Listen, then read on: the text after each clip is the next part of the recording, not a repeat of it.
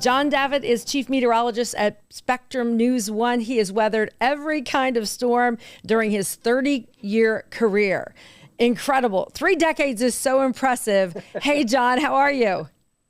Hey, Amy Freeze, it's great to talk to you. And, you and I have so much in common. We're both meteorologists in New York City. We've been through a lot of the same storms together. So this is really exciting. I'm really enjoying your podcast series so far. It's off to a great start, and I'm really kind of honored to be part of it.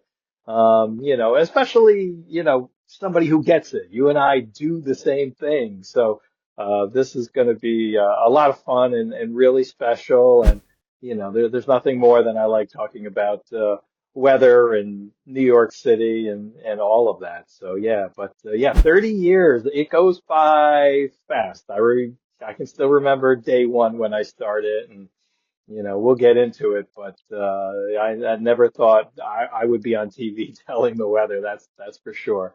But you know how life goes. It's got its twists and turns, and before you know it, you're someplace you never thought you'd be. Yeah, it's great to talk to you in this format because you're exactly right. We've been sort of, colleagues in the television meteorology world, but we actually saw each other. It's been a minute, but we did some things off camera together over the years. And I Yep. remember the mile down Fifth Avenue, mile down Yeah, Madison, I this guess. was, yeah, I've still got the shirt, Oh, I love believe it it. or not. I love it. That's great. Yeah. For So for this was, yeah, for people who it don't was know, 2016. For people who don't know, Yeah. this is like it's a time when they shut down the big shopping district of New York City for a 1 mile stretch, and they let people run down it as fast as they can. And we had a media team that year, and so they Yep. let us participate. It was fun. Yeah, no, for sure. Yeah, it was Labor Day of 2016. My brother ran it, and I snuck him into the media division. Like my brother does, like computer IT, but like we got him into there as like a photographer for sports because he took pictures like of his kids' college lacrosse team. And we got a free pair of sneakers that day too. But it was exciting. You and I were the only two New York City meteorologists to enter. And it was my goal that day. I was like, there's no way I gotta let Amy beat me. I gotta make sure. So I let you go out fast and I kind of stalked you from behind. And then I think at the end we were neck and neck. I don't remember who was faster, but the person who was fastest that day was Tiki Barber. He smoked us. Like they said go, and I didn't see him again. Like he was He was home amazing. having a shower by the time we crossed the finish line.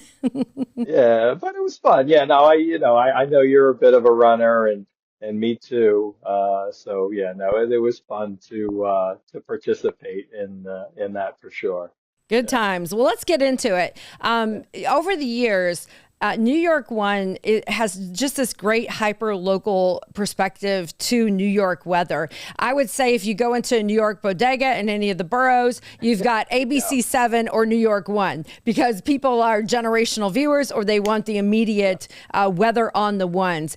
How has it been being invested in hyper local weather across the boroughs, Long Island, and New York over the tenure of your career? Because people in New York, they live and die by the weather. It really is such a critical piece of what they do every day. How does that impact your job with sort of the pressure? You just can't say, hey, it's going to be a sunny day. We need to know humidity. We need to know temperature. We need to know the change and the time the change is occurring. It's a lot of information.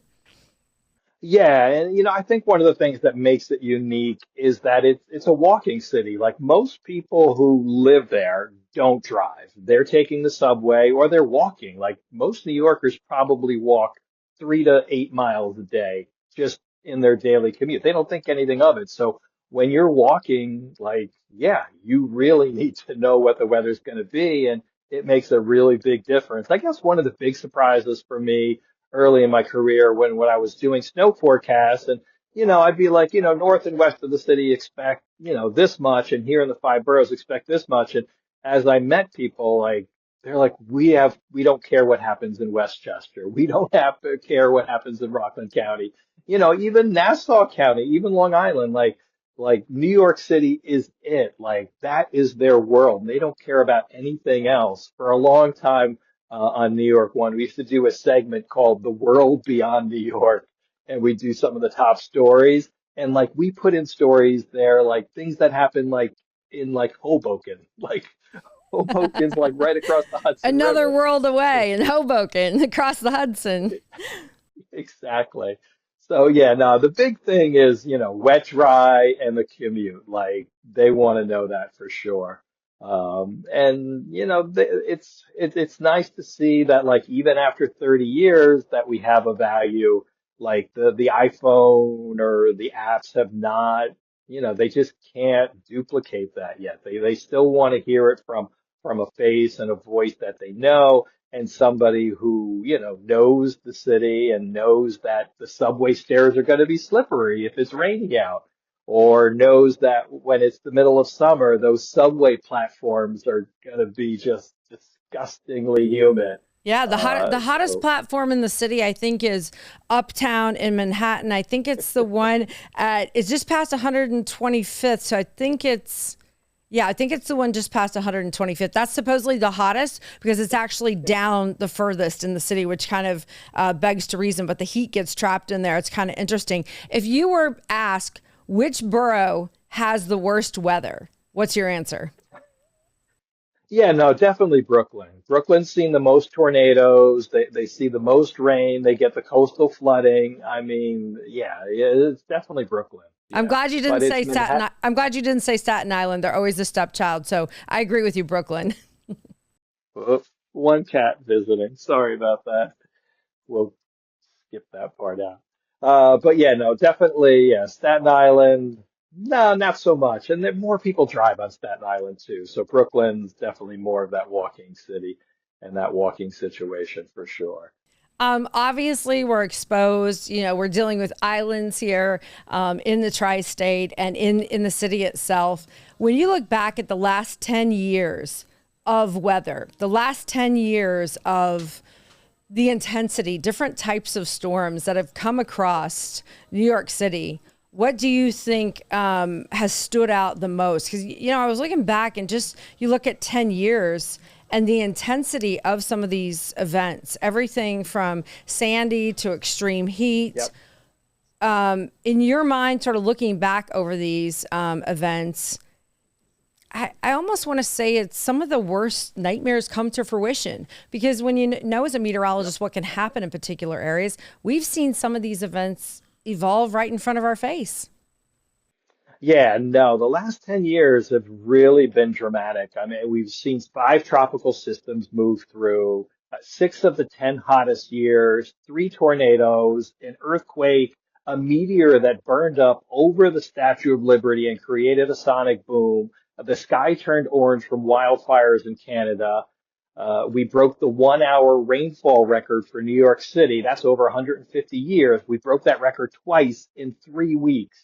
I mean, that's just 10 years. So, that could be a career's worth of weather, and it all happened in the last decade. So, it's something that's really keeps you on your toes. And, one of the things that really stands out is the Brooklyn flooding that happened just a year or two ago. It was kind of just a stalled front with a little bit of tropical moisture, nothing we hadn't seen before. And it looked like, maybe worst case, we would get 2, 3 inches of rain. And at the end of the day, there was over 8 inches of rain that fell in Brooklyn. It paralyzed the entire borough. And it really, I mean, it didn't come out of the blue sky, but no way did I wake up or any other meteorologist in the area wake up that day and say, boy, today could be one of the wettest days we've seen in New York City history. So it's the unpredictability of the severe events that really, has gotten my attention, and then of course, Sandy's its own story. I was going to say, I feel like it's tricky messaging too, especially when you look at that particular flooding event, because it was a day where we had typical thunderstorms.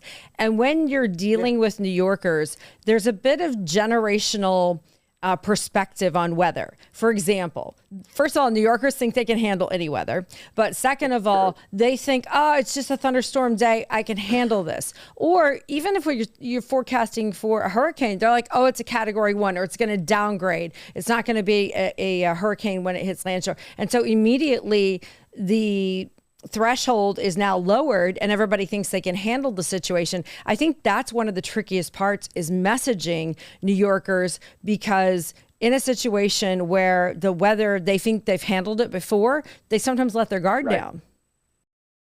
Yeah, completely. I think one thing that helps is this new flash flood emergency. That's a new designation, didn't exist until just a couple of years ago. And when that goes off on your phone and like you hear an entire room light up with that, that gets people's attention.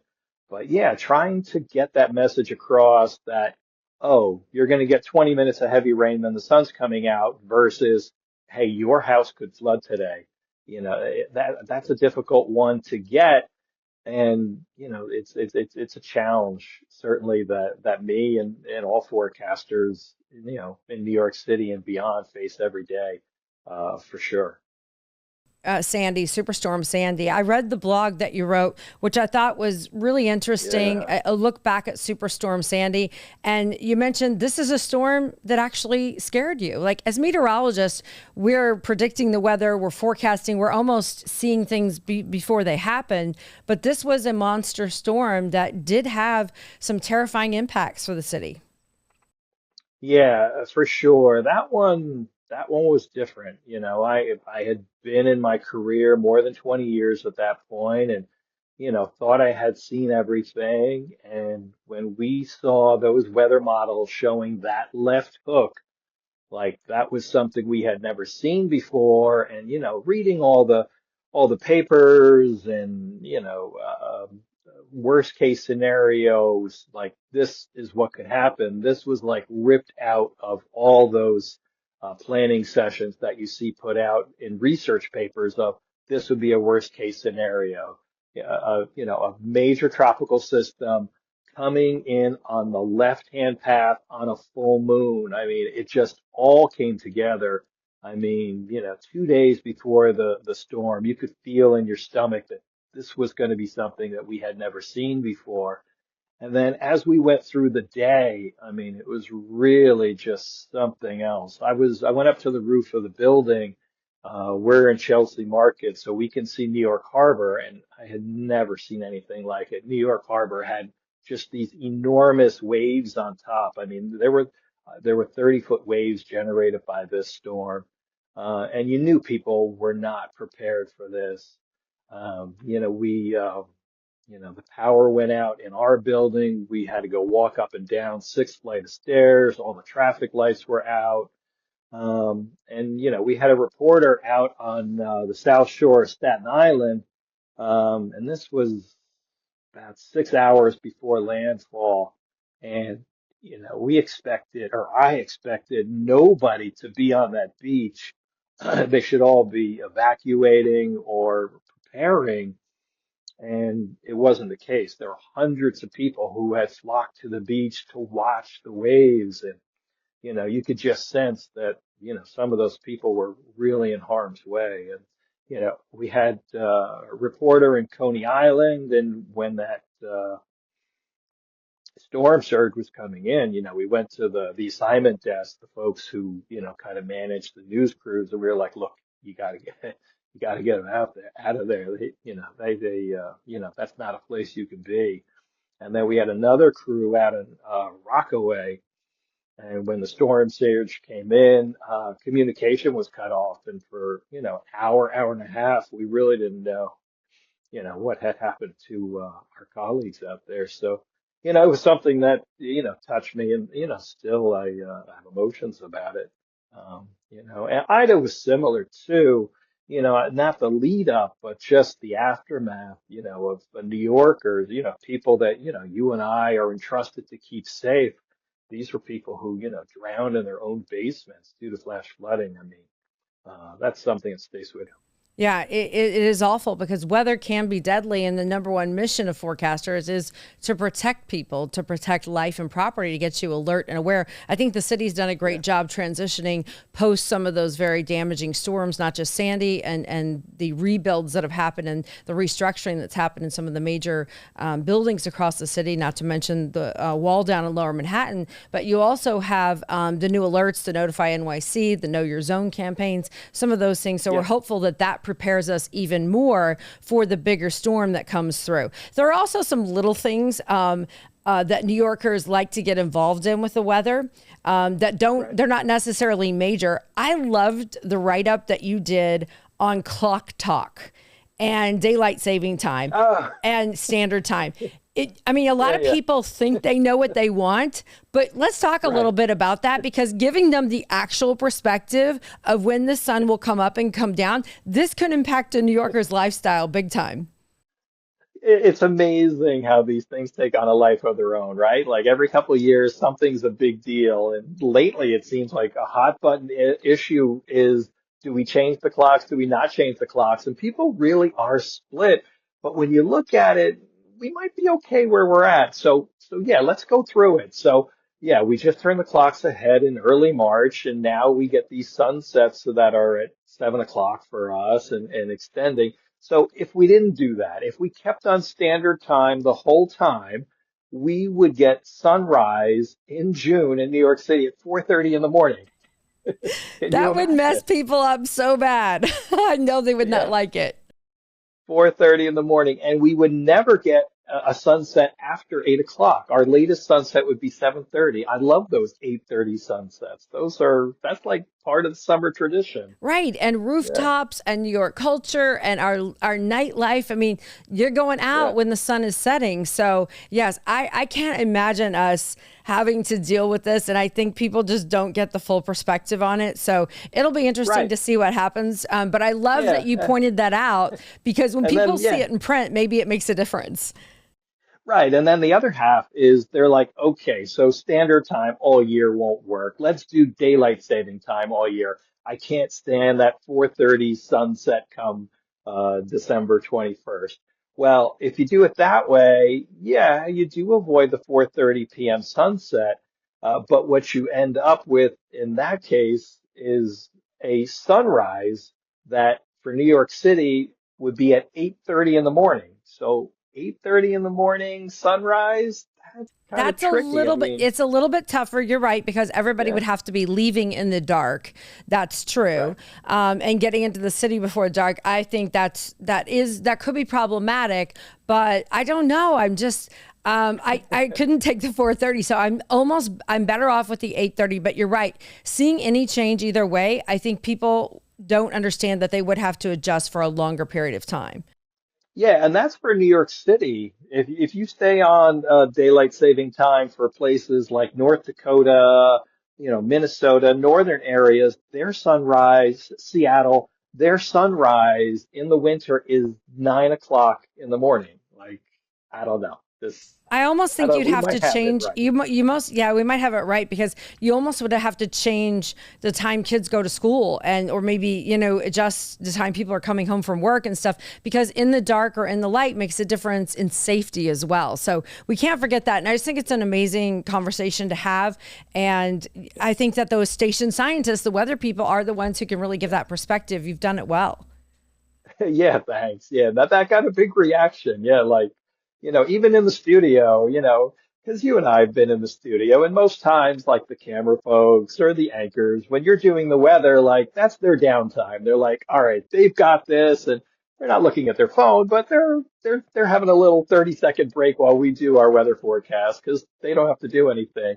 And then if you see them like whip their head around, like you know you've got something going. And when we did the talk, on TV about the time change, all of a sudden, like you could see them like focused in, like so. If you can get field crew in the studio or anchors who are on their little mini break while we do the weather, it's you've touched the nerve. If they've got a perspective, then it's a good talk. I want to switch a little bit, talk about your personal life, taking you Sure. back to. I had no idea you were one of 10 children. Where are you in the lineup of kids? Yeah, I'm third youngest, so I was one of the three little kids. That's how they I think my parents kind of grouped it. I was yeah, so third youngest, and it doesn't hit you growing up in a big family until you get older. Like when you're young, like it seems normal. Like okay, whatever. There's always somebody around and built-in playmates and that kind of stuff. But then when you get older, I've got two kids of my own now, 18 and 19-year-old, and you're like, wow, what were my parents thinking? How did they ever do it? Incredible. Where did you grow up? Yeah, I grew up in New Jersey, so I haven't gone far. Yeah, no, yeah. Even when you were growing up, 10 kids in Jersey would have been pretty intense. Did you grow up loving weather, being outdoors? What was your childhood like, or maybe even your young adult life that led you into weather? Yeah, sure. So there's a couple things. Number one, with 10 of you, mom is saying, go get outside. You're bothering me. So when you're outside, yeah, you know it. So when you're outside, you're in the elements. So it kind of gets you interested. And yeah, snowstorms and thunderstorms, they always got me going. I was always very excited anytime there was severe weather either way. Maybe even like in my teens when I could drive, I would go up and drive to an overlook to see the storms come in and watch the thunder and lightning, and then the snow. And then also, I was involved in Boy Scouts. I still am actually as an adult leader. And we went to summer camp and they had weather merit badge. So weather merit badge, you had to go look at the clouds and then guess what the weather is going to be the next day. And every day I got it wrong. So it kind of got me interested, like, boy, how does this work? So that kind of got me interested. And then, finally, when I got into high school, you get a guidance counselor and it's time to start thinking about school or a career of some kind. I wasn't a particularly good student, especially with science and math. And meteorology is all science and math. So, not being a good student, I didn't like school, kind of goes together. So if I was going to go to college, I wanted to do something that was going to be kind of future proof.